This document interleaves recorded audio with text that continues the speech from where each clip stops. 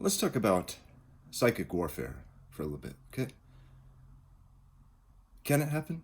Yes, absolutely. Is it a thing? Yes, it absolutely is.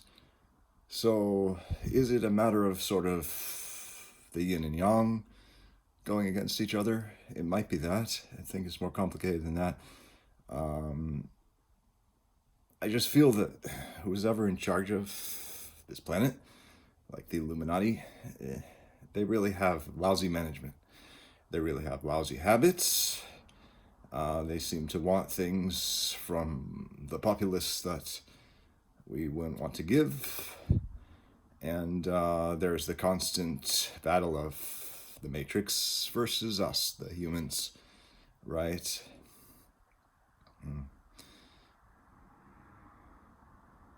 I'm not questioning that people are people. From my perspective, I think that if you have a human body, it's likely that you're human. But I mean, there's a lot of people, public figures, etc., that I don't know. They behave in inhuman ways, in humane ways, right? In human ways. So I don't know. We classify them as humans, generally speaking, but who's to know if they all are, or if some are ghouls or whatnot, right? So yeah, definitely there's class warfare, and you'll see that. You'll see microaggressions and absolute aggressive acts to the working people in any scenario, right? As we're going more into awareness and more into the 5D, whatever lies next, and the new age, we'll see more of the immune system coming up, of the status quo, to try and keep things quiet, right? As marijuana becomes more popular and we wake up with it, we become more versed in reality, and we see things as they really are. Again, the immune system of reality, and the status quo will keep us in check. We'll try to make it seem like, one, we are stupid, two, we are some sort of offender, or we have some sort of character fault that is unacceptable, and that the problem is with us, and that we have problems. This kind of implication you will see in work, right? Watch out for status power plays. Watch out for power plays by management, right? Your boss, right? Uh, Asking for 20 hours of overtime a week, right? At night, and sort of making you have 60 hours a week. That often serves us. Like in my life, it came at a time when I needed that income.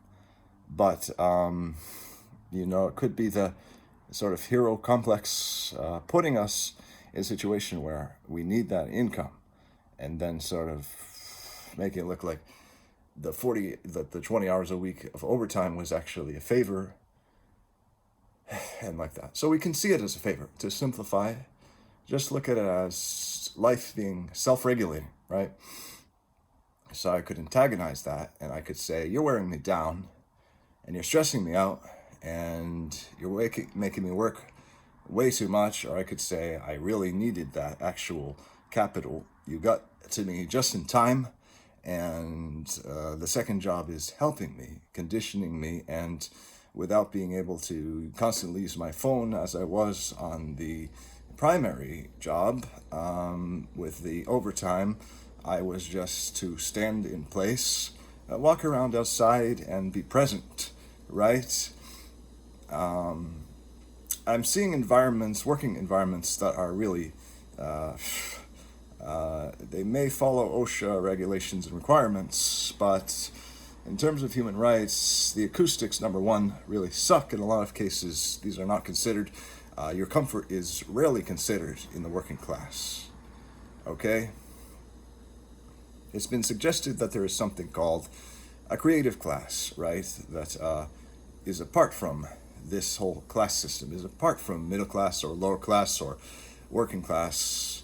And the creative class sort of have the opportunity to make their own way. So this is how we're going to win the war. Number one, the oppositional forces, the opposition itself, has human qualities. So the opposition itself doesn't want to suffer. The reason it sends the rest of us to do its bidding is probably because it doesn't get that opportunity much.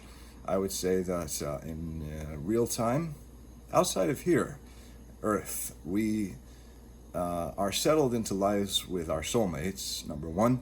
We have everything we need, and that we can create anything infinitely using abundance, using the law of manifestation. So that we are stars, we are suns, we are solar systems, and universes and everything at a higher level. But here in human life, we may appear to be a lot less. Again, that's only appearances, right? Although it appears this way to me, and although it appears that I've been the subject of actual psychic warfare during my psychic awakening, which has been designed to keep me conditioned, right? Keep me chasing the paycheck, keep me broke so that I don't accomplish anything, so I don't reach anybody, so that I don't make any change or affect change or improve any lives, including my own, right? For the reason that as a person who's showing psychic tendencies, who took a drug and had access to all those awarenesses like telepathy, where I could talk to people without using my voice, just looking in their eyes, and we could have a conversation just looking eye to eye with thoughts, and I had psychic phone calls that would come shortly after sleep, between sleep and awakening, and I had alternate realities that scenes would play out very differently in dream time, but they would seem very real. So I would have one conversation, one location, and then the conversation would be very different in dream time, but it would be like a real experience, right? So these are probably low-end psychic qualities, right? I'm not going to say that I'm advanced right now. And one reason I'm not advanced is because I've been medicated for the large part of 5 years. And so the system really is, again, defending itself in that way. Like the processing that you will experience if you go to a psych ward, if you are placed in a hospital for inpatient care, is part of the warfare, right? But if you look at the totality of all things, right, there's just yin and yang, and there's not necessarily inherent evil or absolute evil, right? There are people who sort of seem to be going down that path, right, that I would not want anything to do with. There are demonic kinds of people who have really haunted us. But honestly, like I said, their needs are human. They're not looking for, and because they're so sensitive, they're not going to be wanting to look for battle and this sort of warfare and this sort of breaking everybody down forever, because the cost to them is the same as the cost to us, right? They're degrading themselves in the same way. So someone who's just full of hate and their message, their platform is hate, they just won't last in that, okay? They may succumb to cancer and disease. They may already have it, but because they're demonic, they just sort of, maybe they like that sort of thing, right? But honestly, light is going to win. Absolutely, guaranteed. And it's been winning and making strides since at least the 1970s that we can document. So with the legalization of marijuana that's slowly beginning to appear, and the efforts of scientists to understand LSD and understand psilocybin and use it for clinical purposes, and the increase of people who get ayahuasca experiences, the truth is out there. The truth is becoming free. So we can just let go of this whole warfare thing from the stance of, yes, it might be warfare. Yes, it's two sides against each other, but the ultimate result is that we win. Right? First of all, we have good lives outside of here, as I said. Definitely bank on it. We can guarantee that. That's like, this would be the worst case scenario, right? There could be worlds way worse than this, but I don't think they would be real. Like, I don't think that the divine would sort of allow really terrible hells to like exist in terms of perpetuity. Some people have reported experiencing these sort of places and worlds, so I'm not going to discount them. But what I am going to do is suggest that instead of focusing on that, we focus on mystical places like the Flowerverse. So I've heard of this place called the Flowerverse, and it's just a beautiful world of flowers and landscapes like that, where everything is absolutely great, right?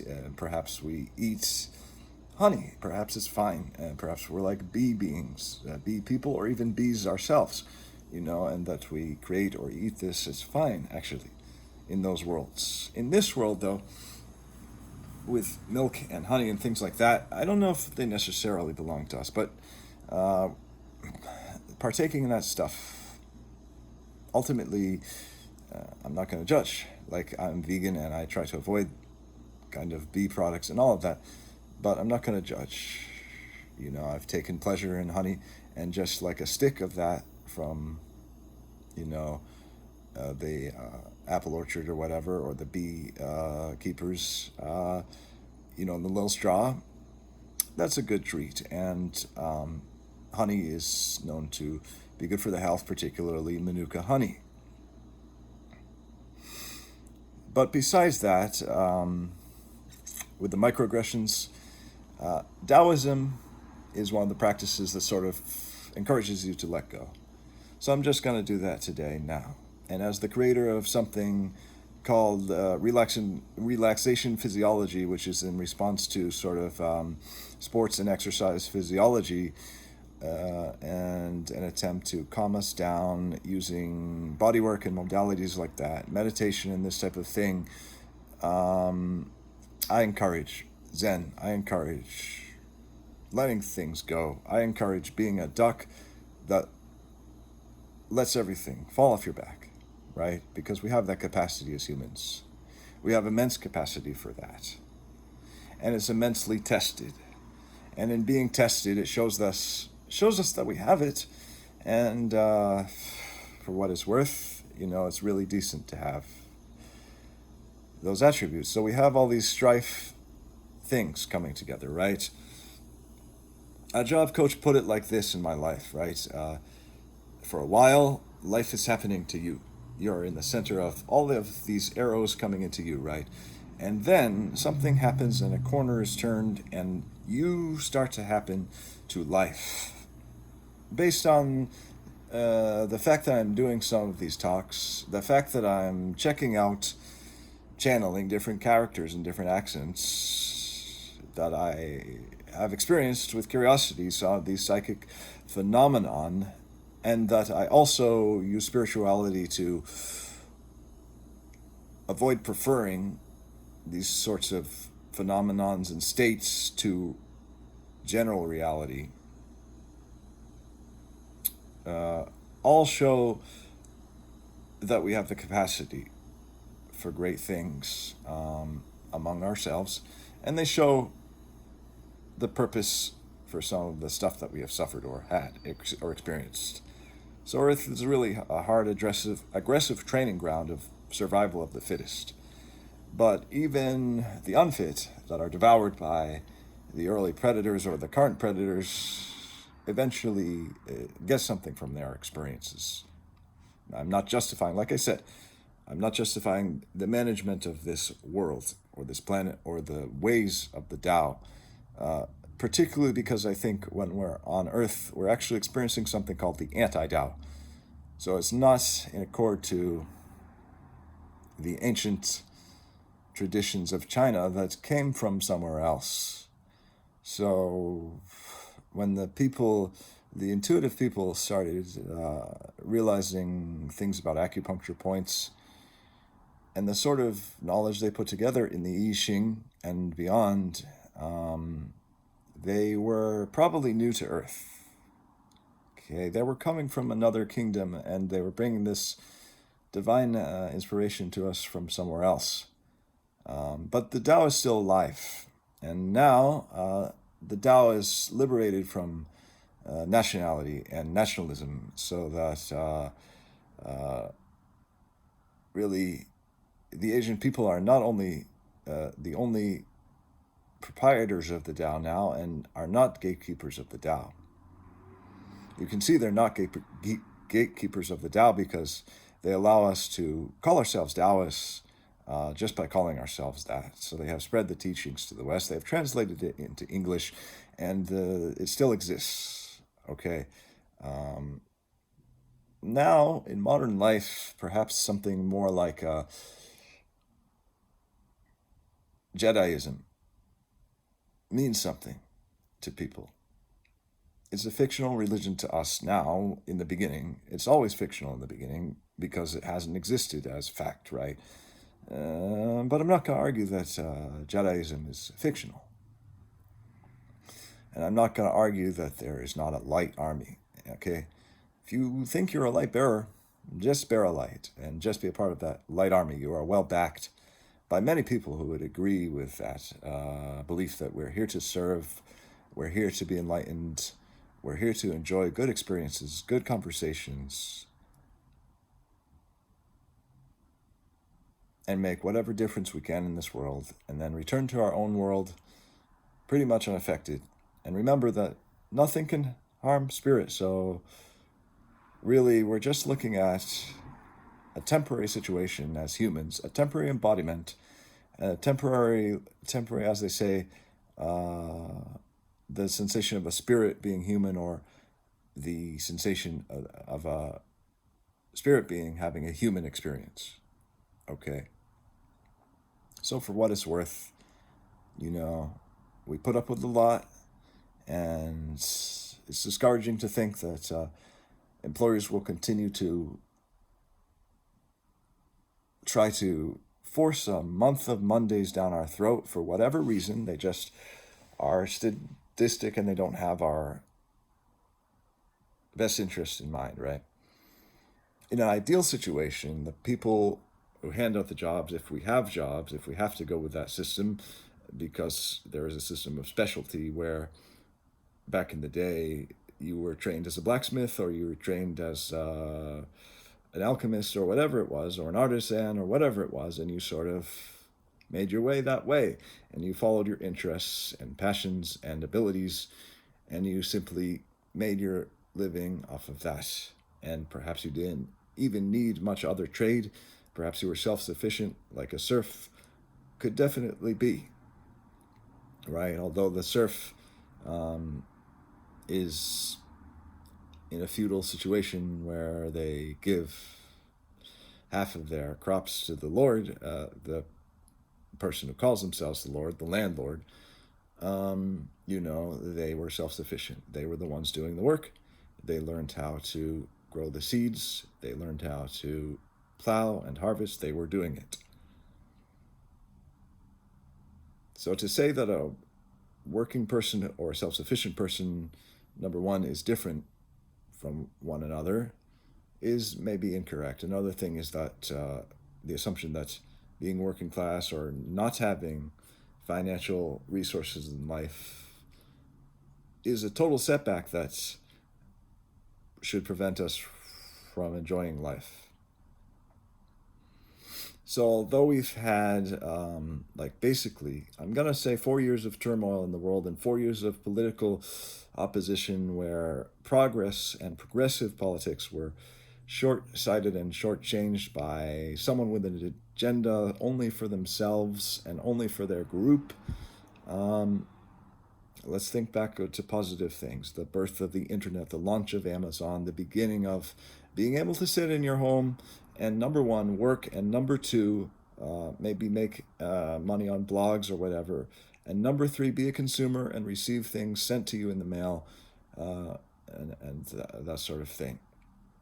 There's got to be someone to deliver the mail itself if we're in that system as well. So keep that in mind. The people who who work for Amazon Flex or work for Amazon as couriers or FedEx or UPS and the Postal Service are necessary people, and I appreciate their work. I think they're underappreciated, but some of them seem to enjoy it. They specialize in that sort of thing, and that's their thing. right? It could just as easily be me doing that particular job. It could just as easily one day be me doing that. Like I've distributed phone books, could just as easily be me being the mailman. I'm not going to say that the people on the bottom are sort of happy with that or that they should remain there. But we could look at it also that you could have a couple of volunteer years. So rather than join the military, maybe you just do working class jobs for 4 years. Maybe you just carry the mail or whatever for 4 years while you train or while you're in college. You know, these are things that society could improve on or enact on. So, because of my anxiety and everything, and the way I am, and the amount of compassion I have, or the amount of empathy I have, and my tendency to feel others' negativity very easily and feel others' influence very easily, right? I'm still in a situation where the world is happening to me. And I don't have a large base of experience from this lifetime to draw on to say I've happened to the world. But I'm beginning to happen to the world. And back to that, yes, we're beginning to see where I am happening to the world. And this is an example of that. I think this is what the interpretation of that is. Taking that information you were given. So you came from the excrement, right? You are a lotus growing out of the mud, and you have that whole spiel. You have the whole entrainment that you were given. You have the whole lens of propaganda that marketing and governments and the opposition gave us, right?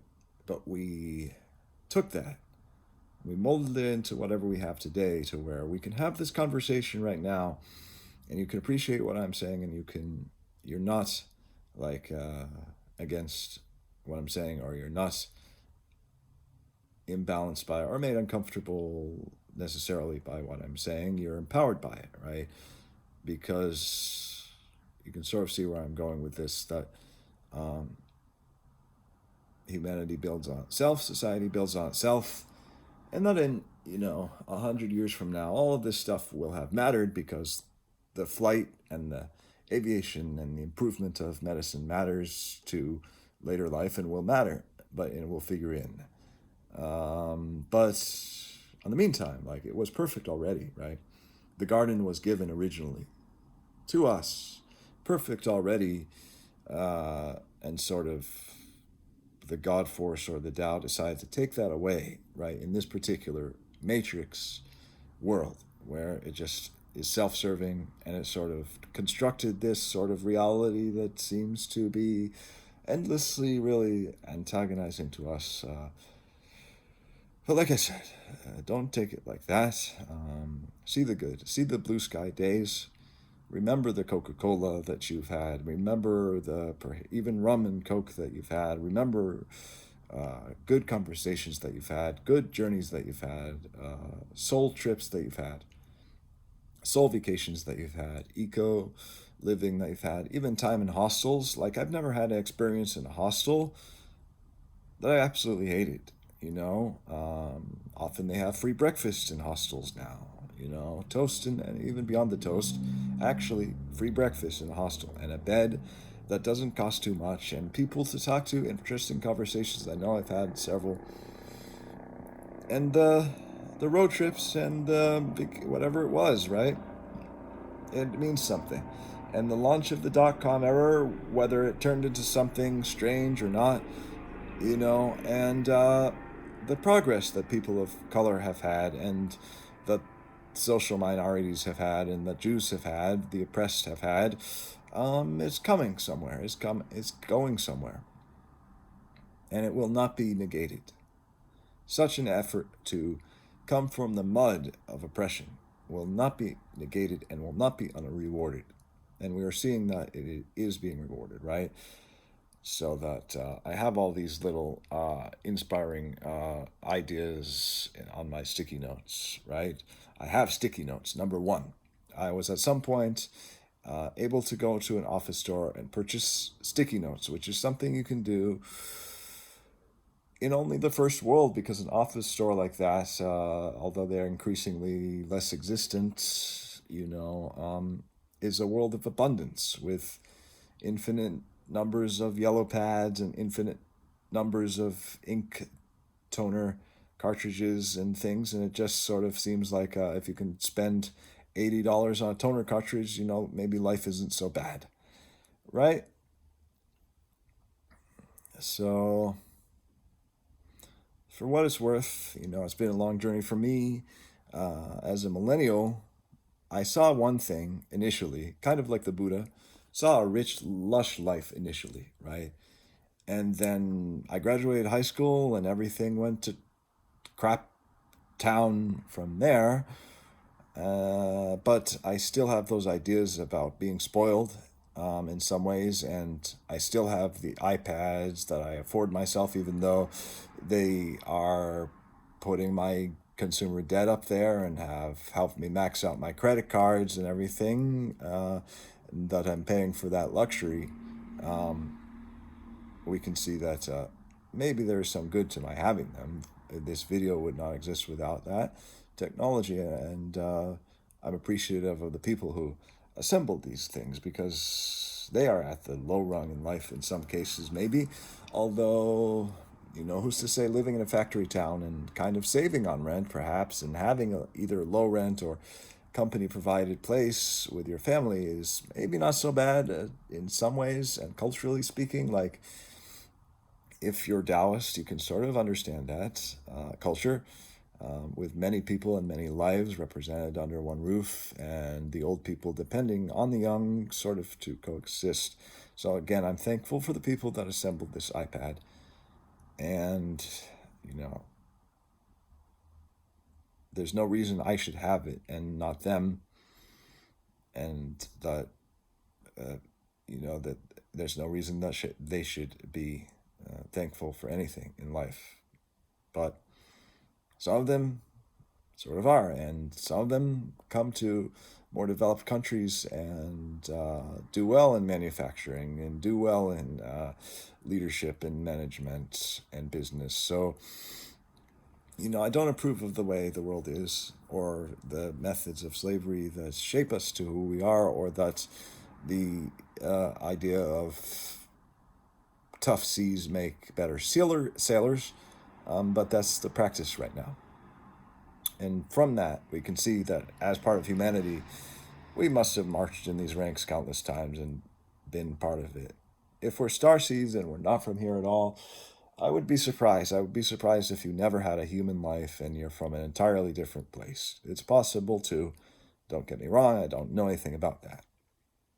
But even in that case, like, altogether, it's not so bad, number one, and sort of the war that I was speaking of can disappear when we create sacred space for ourselves, when we use manifestation and magic to create what we really want.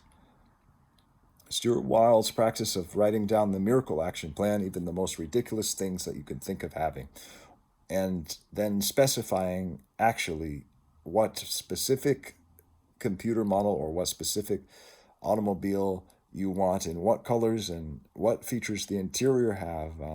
These ideas of Stuart Wilde are actually useful to manifest abundance. I haven't done so, right? I've flopped a little bit. When I said to life, when I started recanting that I drive a Toyota Prius, I was surprised that I received a job for $10 an hour driving a Toyota Prius.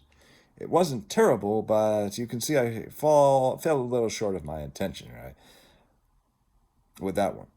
So, obviously, from that,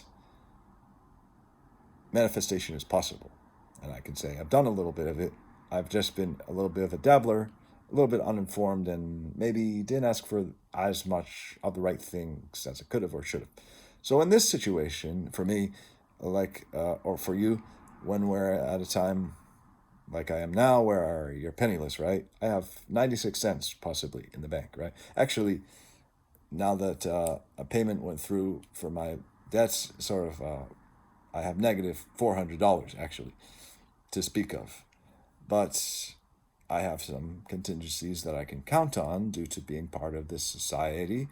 At some point, the IRS will eventually send me my tax refund, and at some point, I'll be back to work. There was a little incident that prevented me from earning for the last 3 weeks, right? It prevented me from working. Basically, one of those microaggressions where the Department of Licensing had difficult to follow or difficult to understand instructions for renewing my unarmed security guard card, so I just didn't work. And again, whether this is an attack on the people or what, we don't know, but generally when the Tao steers us somewhere in this way, although I don't like his methods at all and don't approve of its methods, especially if it's the anti-Tao or whatever it is, right? Generally when it does these things to us and affects our life and takes our things and messes up our life, it generally, in the end, is for our own good, for our betterment.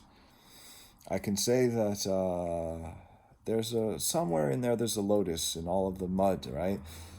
I'd say for me, I just was a kind of shit magnet in my life, attracted a lot of suffering. And that's possibly due to mindset, like what I've just said. These words they weigh heavily. So I have to watch these thoughts and my language. And I have to change that. And I'm doing that now. And some days I feel on top of the world and a little more what they would call manic. But it's not manic, it's just that I'm entrepreneurial. I'm more on top of the world. And I'm seeing like the forest for the trees, and I'm saying life isn't so bad.